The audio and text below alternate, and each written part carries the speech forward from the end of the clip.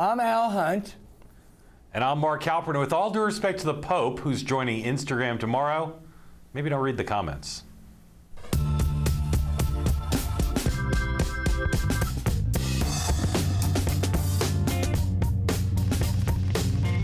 Good evening, Earthlings. I'm here in Salt Lake City, where Donald Trump and John Kasich are holding campaign events today ahead of this state's caucuses that take place on Tuesday. Ted Cruz is spending the day in Arizona, which has a primary on Tuesday. Cruz is holding two events, including one at the U.S.-Mexico border. This marks the first day that the surviving trio of GOP candidates are all out campaigning since this became a three-way race on Tuesday when Marco Rubio left. Al, what have you noticed so far about the dynamics of this Trump-Cruz-Kasich matchup? Mark, it's not much different than the Trump-Cruz-Kasich-Rubio matchup or the 7 or 8 or 10 person matchup. Now, it's only been 3 days, and it's a little bit muddled right now. I think the test will be after Arizona next Tuesday, when there's 2 weeks, basically, with only one caucus going into Wisconsin. And we'll see if 2-on-1 can accomplish what the anti-Trump faction has dreamed about for months, a 1-on-1 against Donald Trump. And we'll see how it works 2-on-1. I'm a little bit dubious. I mean, most of the people in Republican politics now, I would say a majority, maybe not a huge majority, believe that the party would be better to stop Trump if it was just Cruz. And the Cruz people certainly think that. They mostly try to ignore Kasich, but the reality is the Cruz high command very much wants Kasich out of the race. They believe in a one-on-one race that the data suggests that they would win. And Kasich is slow starting. He did an event on Wednesday, which was not particularly powerful.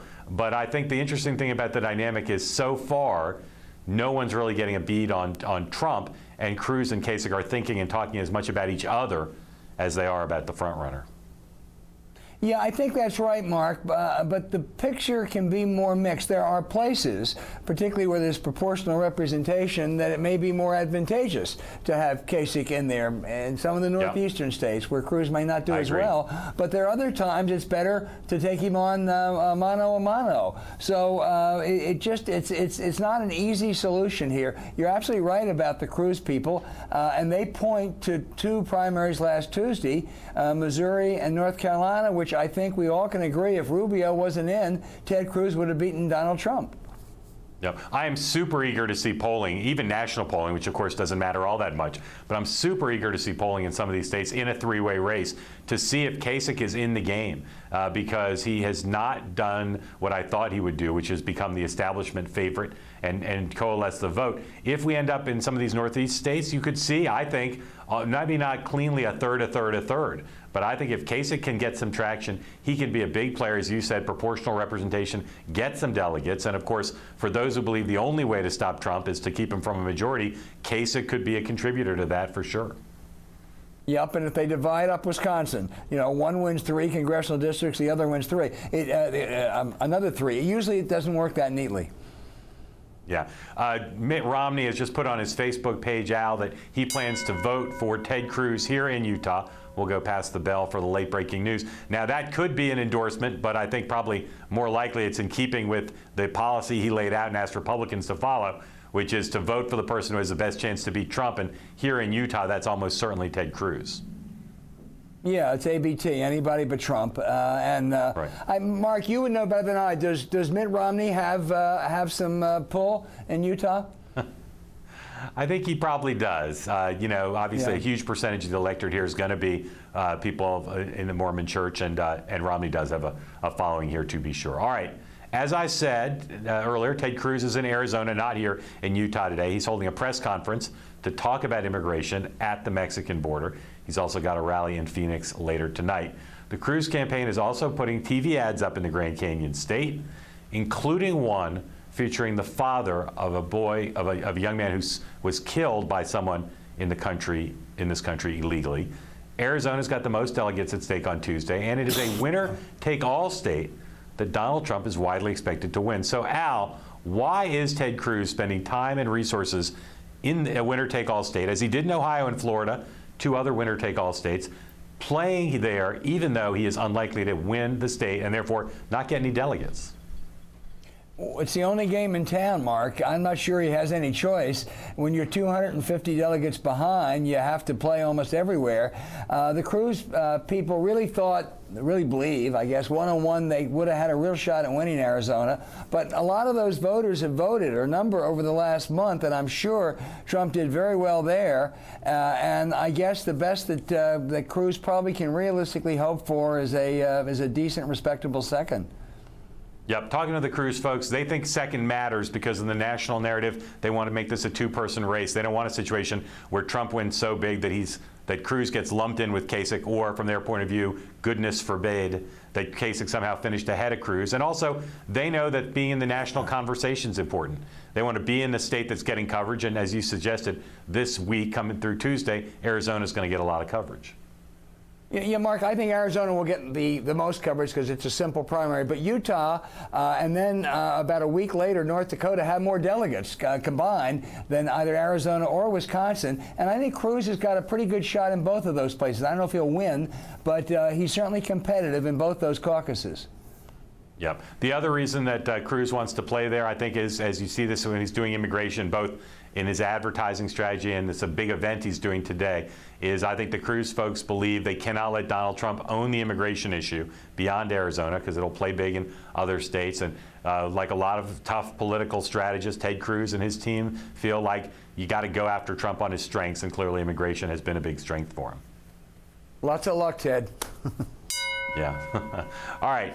Donald Trump, as everybody watching knows, has a pretty big lead in the GOP delegate count, and he'll almost certainly expand on that when he competes here in Utah and in Arizona next week.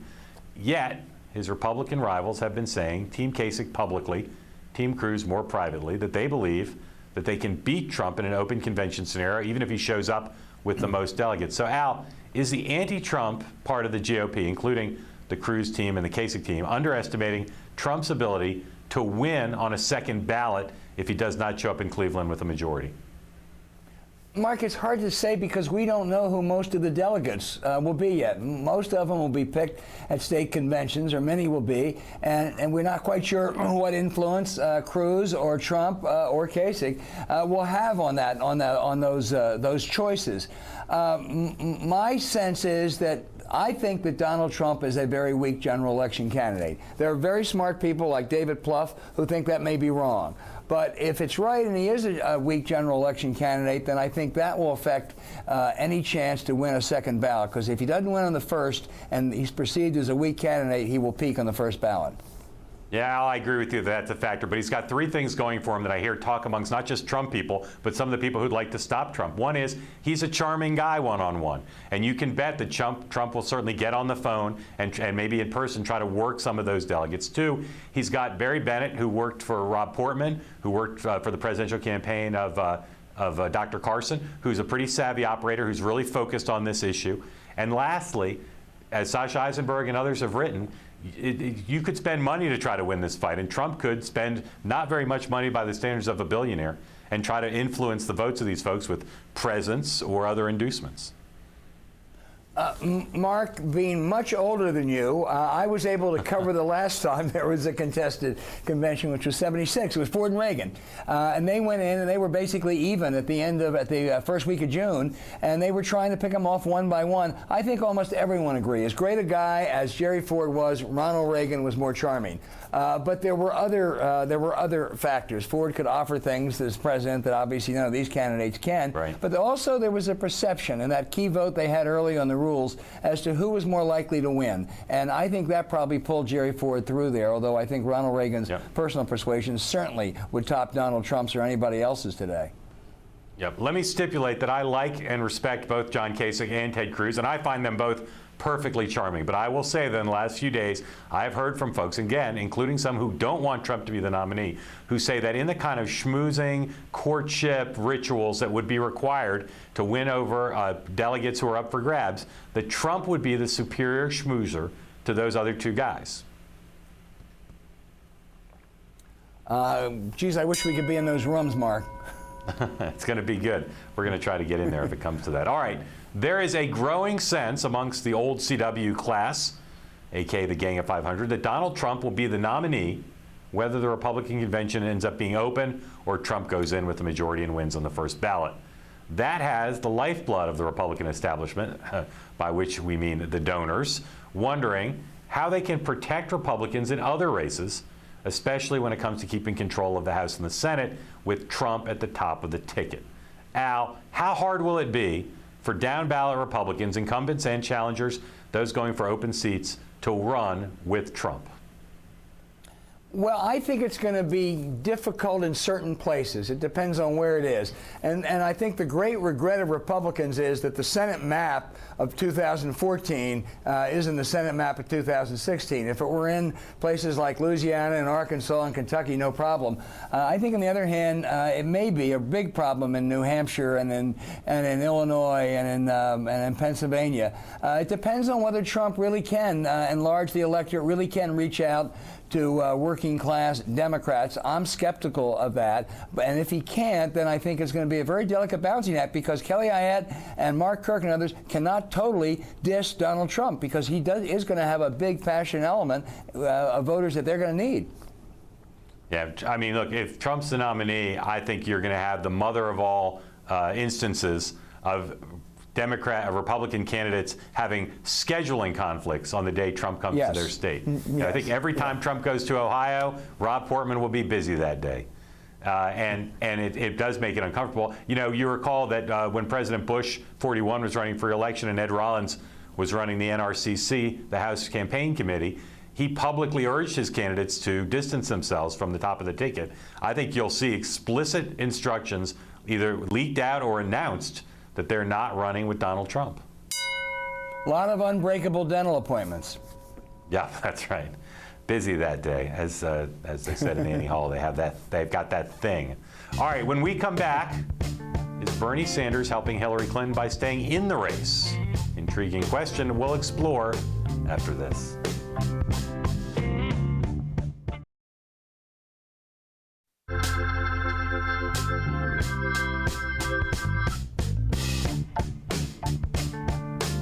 Bernie Sanders did a couple of press interviews yesterday, his first since that bruising 5-state loss he suffered on Tuesday. Of course, he was asked about those alleged comments that President Bush allegedly made to Texas donors the other night when the POTUS reportedly said the Vermont senator's campaign is nearing its end. Speaking to MSNBC's Rachel Maddow, Sanders dismissed the notion and said it would be, quote, outrageously undemocratic for him to drop out now. I don't want to speculate on what he said or what he didn't say. In fact, I've heard there has been some pushback from the White House kind of indicating that he didn't say that. But the bottom line is that when only half of the American people have participated in the political process, when some of the largest states in this country, people in those states have not yet been able to voice their opinion on who should be the Democratic nominee, I think it's absurd for anybody to suggest that those people not have a right to cast a vote.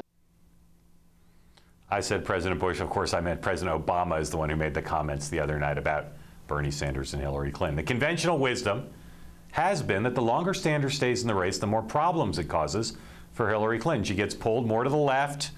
She's got to spend more money fighting off Sanders and not on a general election and not focused or preparing for a general election. But now there are other voices saying that a longer race against Sanders actually makes Hillary Clinton a better candidate. It keeps her in the news. It allows her to keep being in the news, winning contests week after week, and it does not allow the press to start focusing on her weaknesses or Republicans to do that with the same intensity. So, Al, which of those two arguments is the stronger? Is Bernie in the race good for Hillary or bad for Hillary?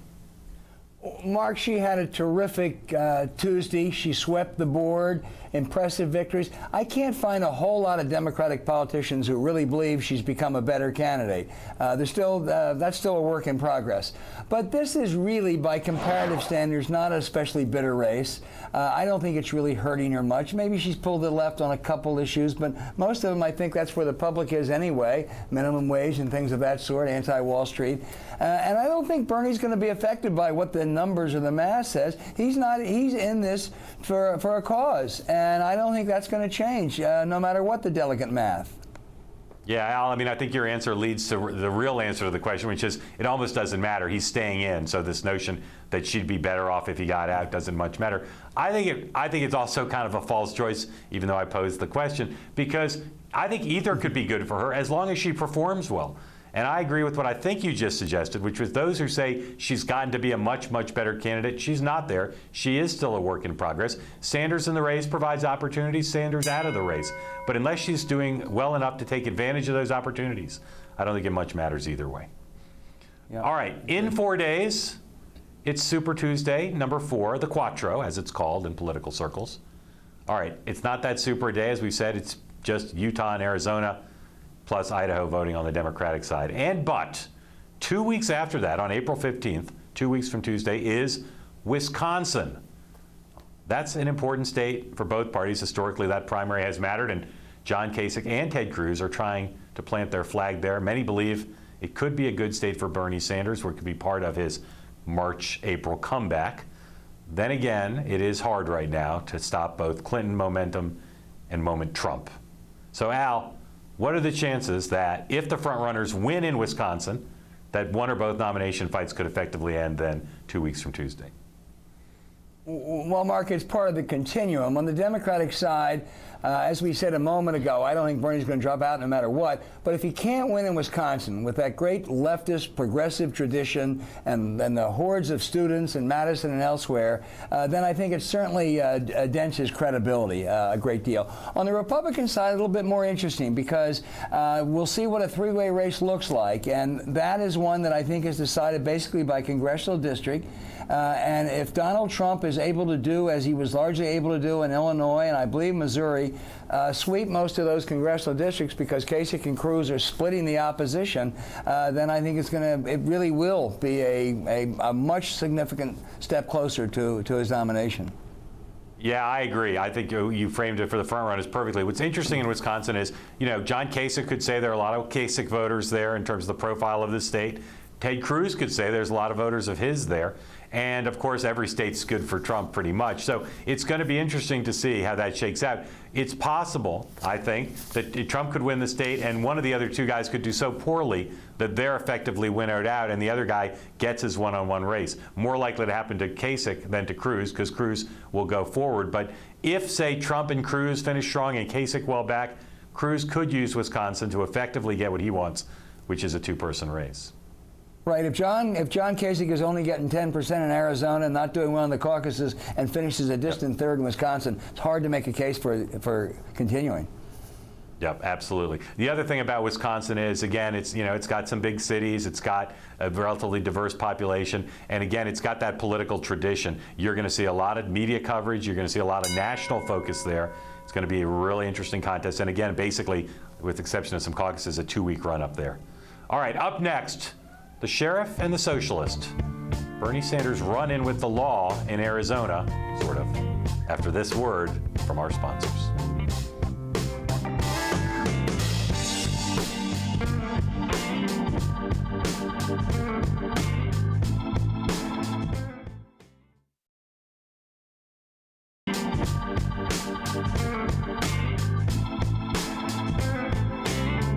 While she was there to talk to some of the families who were impacted, she was met by the sheriff who kind of ambushed her. But my wife is a tough lady and she doesn't take ambushes easy. She asked him about racial profiling. And he didn't have an answer. She asked him about the conditions in Tent City and the other abuses that he has perpetuated, and he didn't have an answer. And you know what? He cannot have an answer because what he is doing is un-American and uncivilized.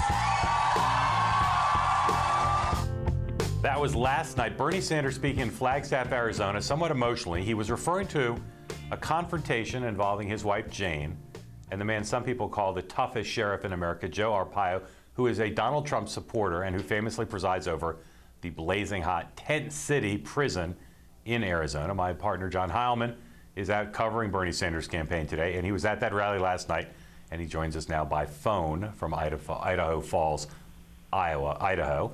John, let's talk about this event first before we talk about Bernie Sanders' reaction to it and the Clinton campaign reaction to it. What happened earlier between Jane Sanders and Joe Arpaio? Well, Jane Sanders went to the tent city. She went there not intending to go inside the tent city, but just to survey the conditions. She went there with immigration reform advocates. Over the course of the day, Sheriff Arpaio, maybe predictably, maybe not predictably, found out she was going to be there and showed up uninvited and unannounced and engaged in a dialogue with her at the tent city. And that became the subject of greater controversy. The tone, tenor, and substance of that is what we're kind of now playing off of. But that was the plan, was for Jane Sanders to just go see the tent city, make some progressive remarks about the need for immigration reform, and go home. But Arpaio did, as Bernie Sanders said in that bite, sort of ambush her. Yeah. So there's the Clinton allies, Hillary Clinton's allies, are making a big deal about this and being critical of Jane Sanders. Somewhat surprising to me, given that A, the facts are in dispute, and B, Jane Sanders has not been, kind of out there as an attack figure or in any way. What is the argument that the Clinton allies are making?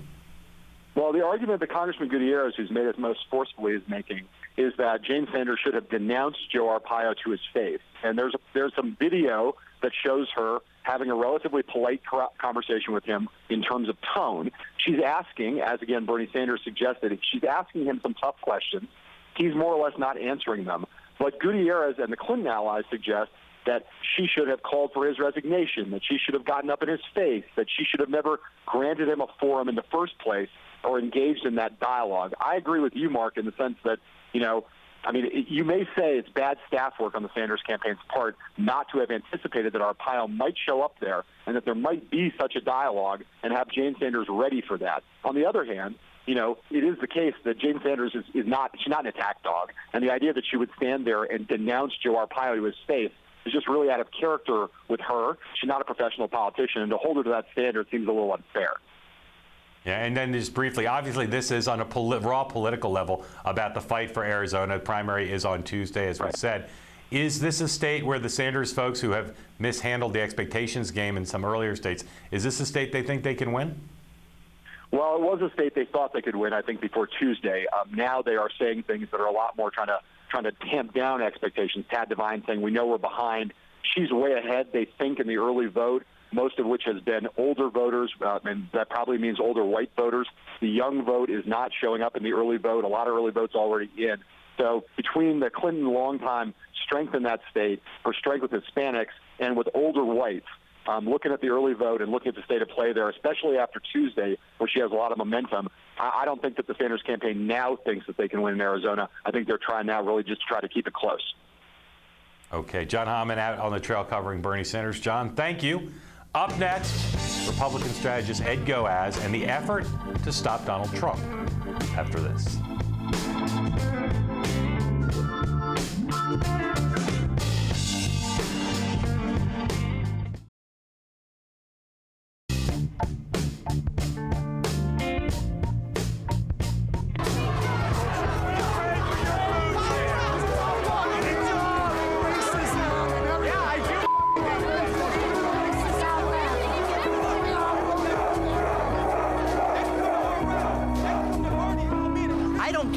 About race. I believe in the love, and I see Trump as love. Don't worry about him. Let's just talk over. Look, it's a Bernie person. Hey, Bernie, get your people in line, Bernie. And I think Bernie's finished, but you never know. That is a clip from the upcoming episode of The Circus, which will air on Showtime this Sunday at 8 p.m. Eastern Time. That is our Showtime program, Inside the Greatest Political Show on Earth, done in conjunction with Bloomberg Politics. It's getting hot out there on the trail, as that clip shows. And joining us now from Washington is veteran Republican pollster, strategist, and all-around big thinker, Ed Goeas, formerly an advisor to Scott Walker's presidential campaign, who is now working with the anti-Trump forces. Ed, what is the state here as the week closes of the efforts to stop Donald Trump from being your party's nominee? Well, I think you're going to see, if you haven't heard already, we went on the air today in Arizona and in Utah.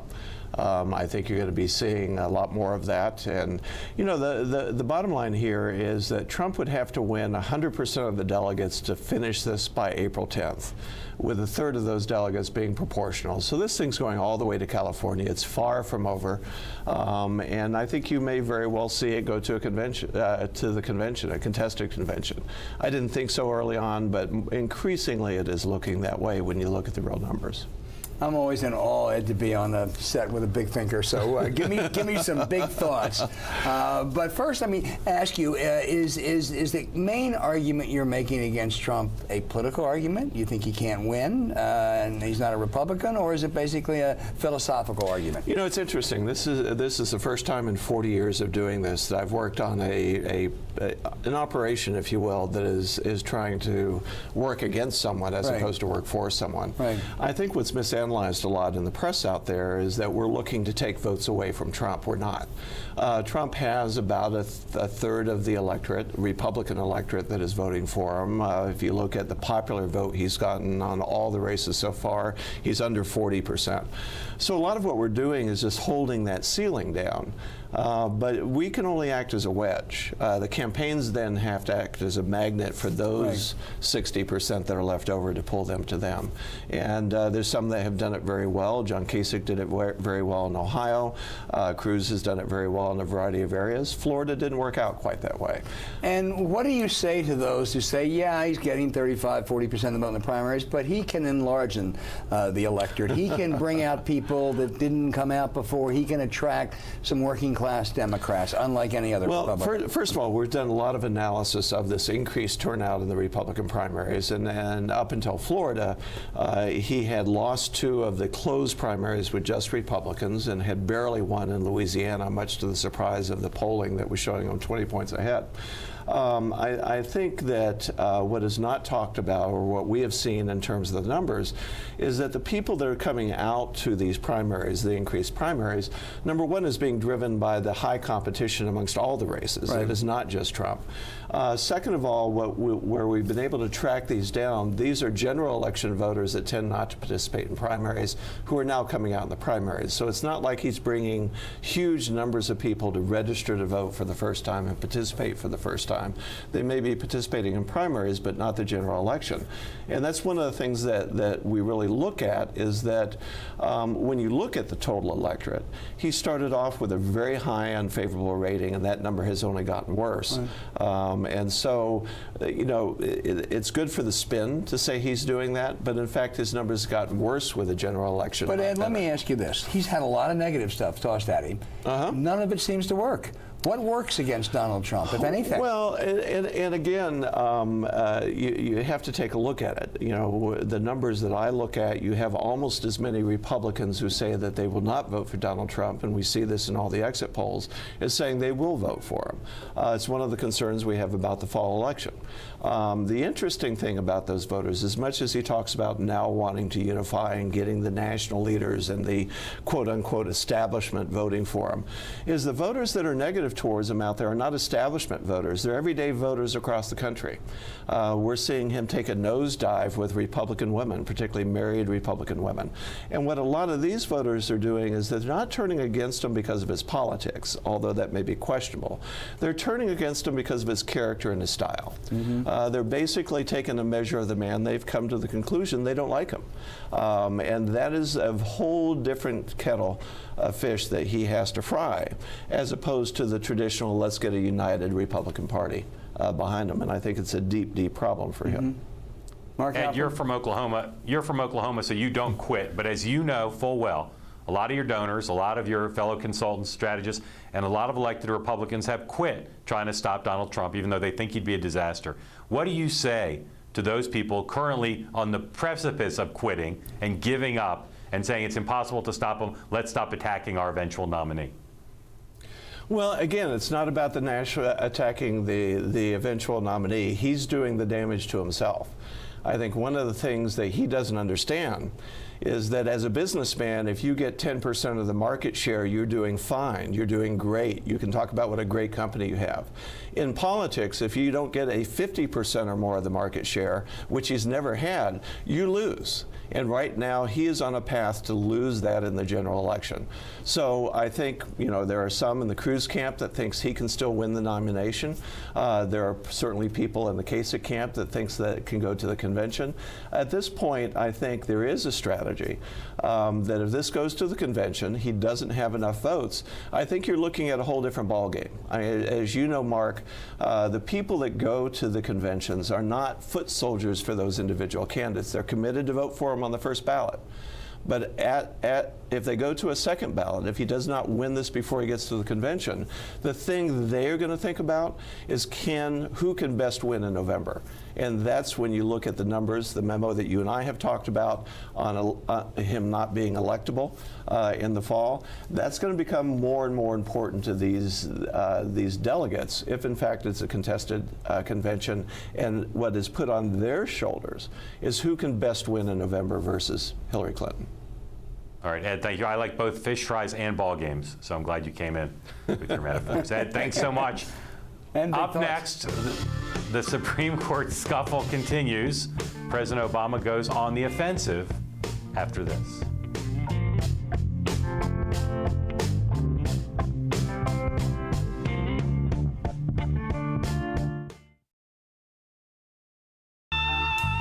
President Obama has officially commenced his aggressive public campaign to pressure Senate Republicans into holding a confirmation vote for Supreme Court nominee Merrick Garland. Today, in an interview with NPR, he said the GOP shouldn't block his pick because it would set a dangerous precedent.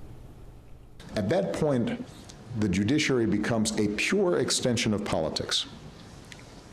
And that damages people's faith in the judiciary, because everybody understands that there's some politics involved in appointing judges, but we also expect that the judicial system can rise above the political process.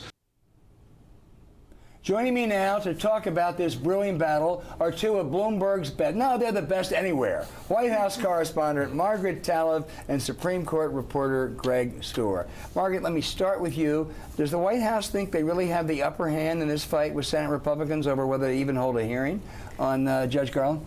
Well, they do, because even if they don't get him confirmed between now and the election, they feel it will certainly energize the Democratic base, drive turnout, help Obama to get himself replaced by a Democrat, which is his main goal all along, and hey, perhaps even a bank shot in the lame duck session. And what's their sense of how the nomination has been depicted so far? Well, their sense about how the nomination has been depicted by Republicans is nobody's taking issue with Merrick Garland. They're taking issue with whether or not they should, play ball with the president in his last year in office. And because he's pretty much gotten rave reviews from the press and elsewhere. Well, I mean, he had the unanimous, support. He had the support of several sitting Republican senators right now, and even the senators who are saying they're not prepared to vote for him now are not taking issue with him. They're all saying it's not personal. It's about the process or the timing or what have you. So President Obama feels pretty good about his pick in that sense. Greg, I am struck in the last couple of days of the number of prominent conservatives, genuine conservatives, who have said that Garland ought to be confirmed. Ken Starr, Alberto Gonzalez, Bush's Attorney General, Miguel Estrada, one of the most important Federalist societies, a man who was rejected himself by the Senate. Is this going to continue, and are most conservatives of this view? I wouldn't. Judicial conservatives, I mean. I'm not sure I would say most. Certainly within the world of appellate advocates, Supreme Court advocates, the world here in Washington, yes, he has an awful lot of support and is very well regarded. When you go farther out where people know him less, perhaps there will be a little less support. And what is the, if I'm a real staunch conservative and I want to make the substantive, not the political case, against Merrick Garland, what would it be? Well, one thing they have talked about is guns, and there are a couple things he did on the appeals court. Only one of them had to do with the Second Amendment, but he's being portrayed as anti-gun. Probably the more significant thing is, if you remember the big Heller ruling from the Supreme Court, where they said the Constitution protects an individual right to bear arms, the court that handled that case was Garland's court, the D.C. Circuit. That court agreed with the Supreme Court before the Supreme Court ruled, and Garland said, I want a bigger panel of that court to reconsider that decision. So rather than a small panel, he wanted it to go. That was not a substantive position. He didn't say anything substantively. He just said, I want to reconsider that ruling, and there was a Republican appointee who joined him in saying that. But you would agree that basically he's going to be much closer to the so-called liberal bloc than the conservative bloc on the court. Yeah, in general he will be, although we haven't seen, he hasn't ruled in an abortion case. If he's confirmed, Yes, he hasn't ruled in a lot of the social issues because the D.C. Circuit has a very kind of distinct, set of cases. Yes, he certainly will be. The one area where I might say maybe not is criminal law. He has generally got a pretty pro-prosecutor reputation. Mm-hmm. Although that D.C. Circuit has been a spawning ground for a Supreme Court, including the Chief Justice. Certainly has been. They were colleagues for a little while. Margaret, you mentioned a lame duck. I think that's the most likely scenario, that if Hillary Clinton wins this election, and if she supports Judge Garland in November, that the Senate would do a lame duck. Well, and the chances are pretty good that he was, after all, a Bill Clinton appointee to the court to begin with.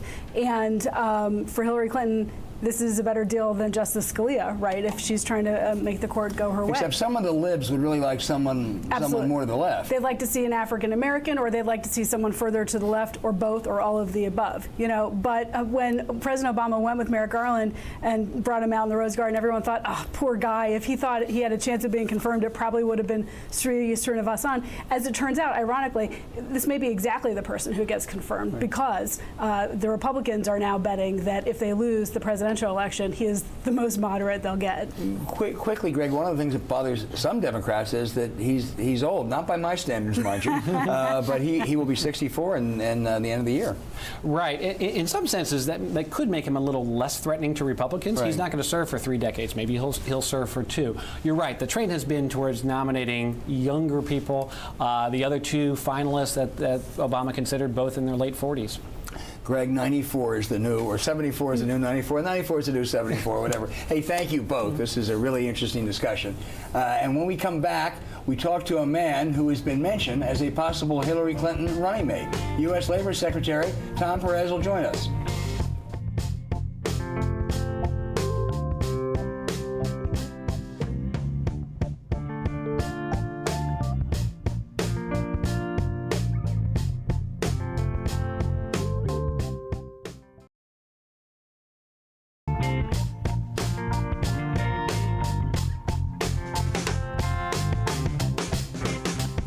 With us now is someone who might be catching up on episodes of Veep. Labor Secretary Tom Perez, who endorsed Hillary Clinton in December. He joins us now from New York. Thank you, Mr. Secretary, for being with us. Pleasure to be with you. And what do you make of all this Perez for VP talk? Have you been scouting Massachusetts Avenue for that home? I have been scouring the nation to help workers who need a job and businesses who want to grow their business. And that's why I'm here in New York today talking about the minimum wage and talking about how we lift up and create shared prosperity in our economy.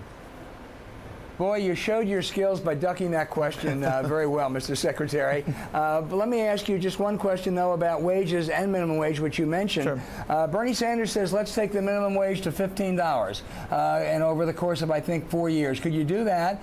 And secondly, will it have any effect on wages, which have been so stagnant for middle-class workers the last 10 years? Well, the president and I and many others support a $12 minimum wage proposal that was introduced by Senator Patty Murray and Congressman Bobby Scott, supported by the likes of Elizabeth Warren and many others in the Senate. And we also support efforts to go further in states. I was here today in New York talking about the need to establish a $15 minimum wage here in New York State. I was out in Seattle last year when their $15 city minimum wage went into effect. And so we're going to continue to support that federal floor and then go in higher elsewhere. The issue of wage stagnation is a big part of the unfinished business of this recovery. And the issue of stubborn growth in wages is something, as you know, that predates the Great Recession. For really the last 30 years, with the exception of the late 90s, productivity growth and wage growth became effectively decoupled. In other words, workers worked to bake the pie of prosperity, but they didn't get to share in its benefits, and that is why you see the angst. We have a wind at our back on the one hand because of 6 years in a row of private sector job growth and a 4.9% unemployment rate.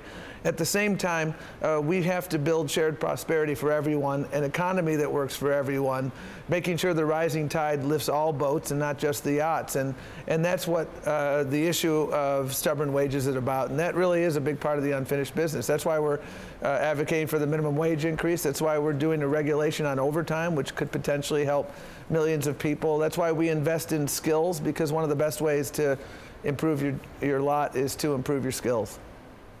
Mr. Secretary, is there a state you'd point to in terms of the issues you just mentioned, minimum wage, worker training, other issues related to income, education? Is there a state you'd point to say that state's doing it right?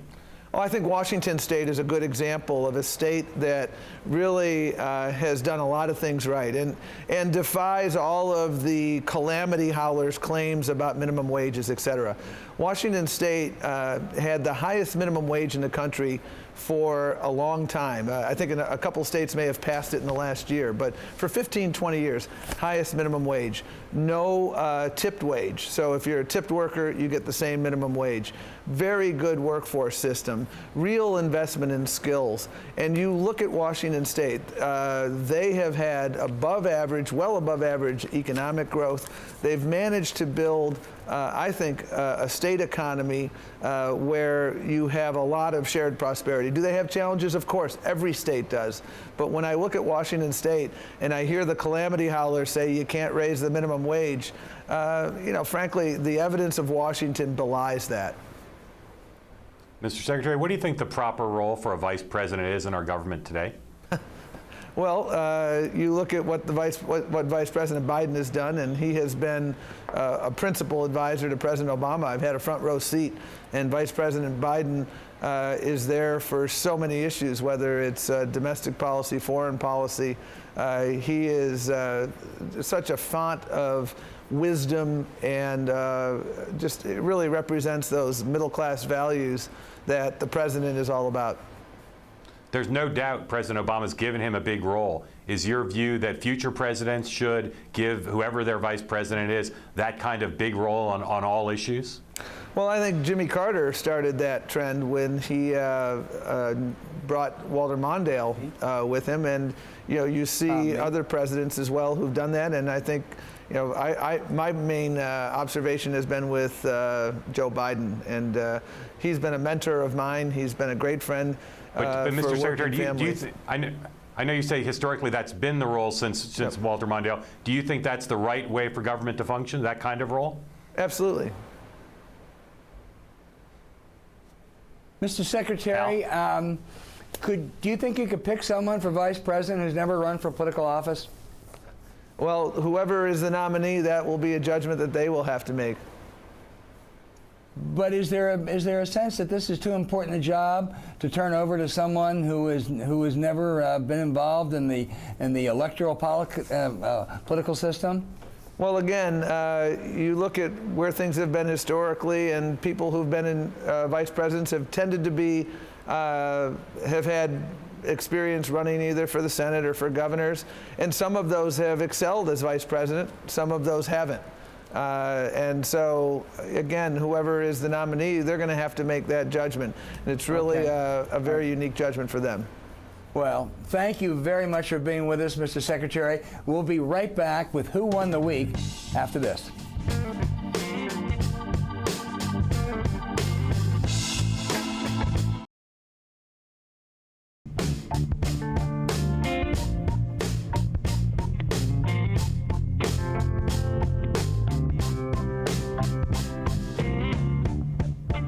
It being Friday, gotta ask, who won the week? Stephen Curry. That's what I'd like to say, Mark. Look, on the presidential front, it was obviously Trump and Clinton. On Obama v. McConnell on the Supreme Court, I think the W goes to the president. Yeah, look, the president and his team made huge incremental progress. Clearly, as the week ends, they're closer to getting a hearing than they were when it started, but they're still a long way. And Senator Grassley, Senator McConnell still seem pretty dug into me. Yeah, I agree. Look for it in the lame duck, Mark. Yeah. All right. Check out BloombergPolitics.com for all your campaign tracking, delegate counting, and other needs. And if you're watching us in Washington, you can now listen to us on the radio on Bloomberg 99.1 FM. Coming up on Bloomberg TV and Bloomberg West, Emily Chang talks to the head of virtual reality at HTC, Daniel O'Brien. Our thanks to Al Hunt for sitting in. John Heilman out on the road. We'll be back on Monday. Until then, thanks for watching. Sayonara.